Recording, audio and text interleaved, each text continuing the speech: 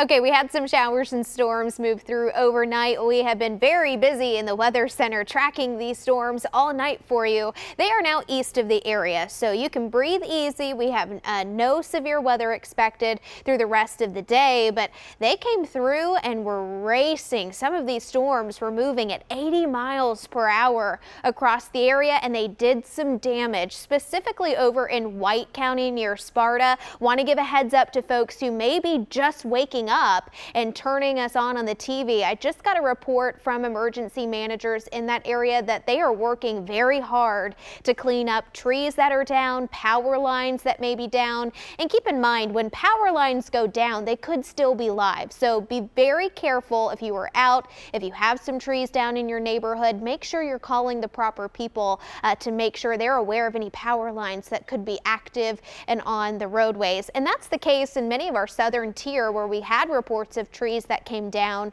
with these thunderstorms. Again, they're all out of here. We're looking at quieter conditions for the rest of the day. A nice, quiet and beautiful shot here on our sky camera. 65, our temperature in Nashville right now. Here is a pretty view in Murfreesboro. We still have some cloud cover there in Rutherford County. 64 degrees. This is another shot from downtown. It's actually our camera here on News Channel 5 pulling in those mid 60s in Nashville. A few other spots for you here. It looks like we only have a couple of those cameras in, but most of us are in the 60s at the moment.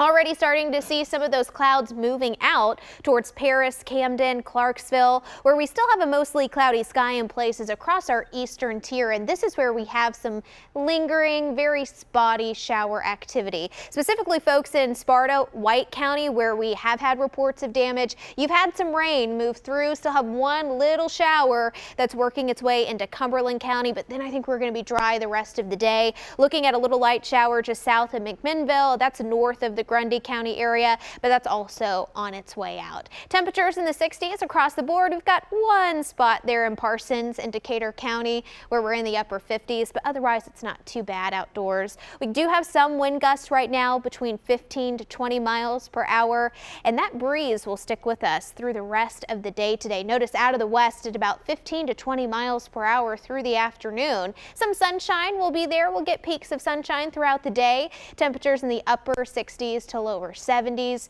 for afternoon highs, so looking pretty good. If you want to let the kids get outdoors, you're good to do so. I've seen a lot of people mowing their lawn the last few days while we have had the 80s. I think your yard's going to be a little muddy from the rain that came through overnight, but anything else you want to do outdoors while social distancing, you should be good to go.